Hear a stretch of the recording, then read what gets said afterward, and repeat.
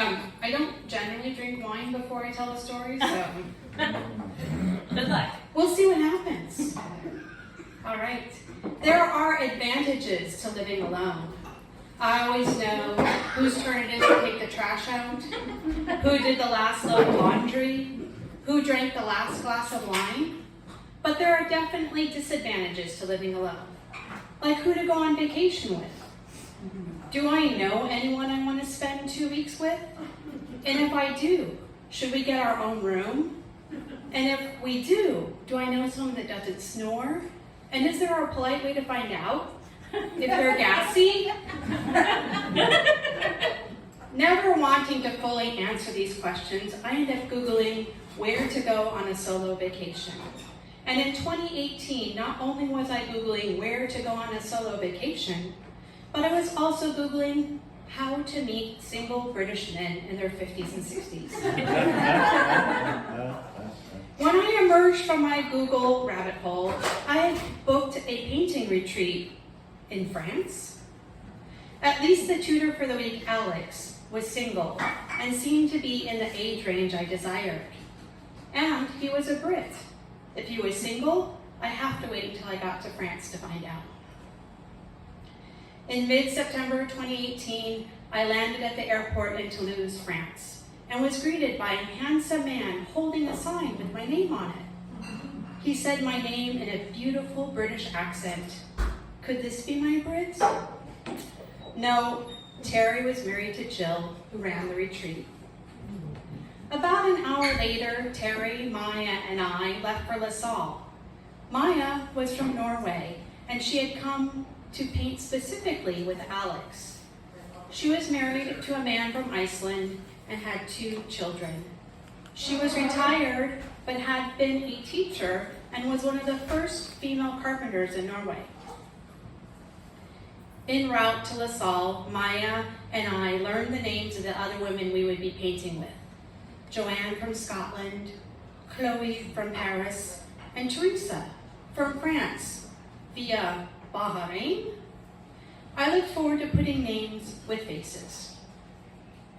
When we arrived at La Salle, Teresa was there to greet us at the door.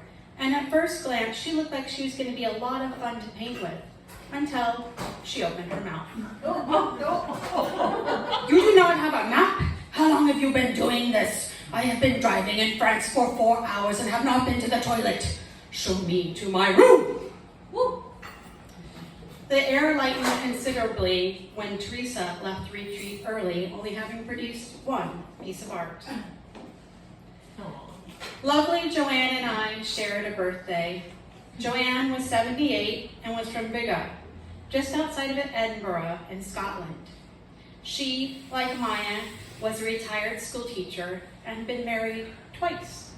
She had 3 children, played the cello, and until just recently had a home in the south of France. She, Chloe, was from Paris. Like Joanne, she had been married twice and had 3 children.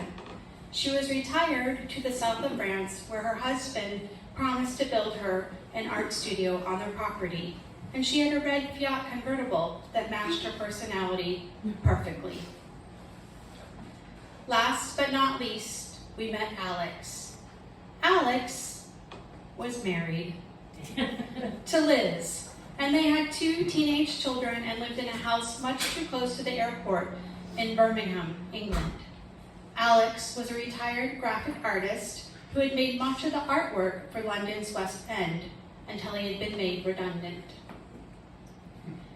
Realizing I wasn't going to meet my Brit in France, I engrossed myself in painting, forming close bonds with Chloe, Maya, and Teresa. Not Teresa, she left. Joanne, much nicer.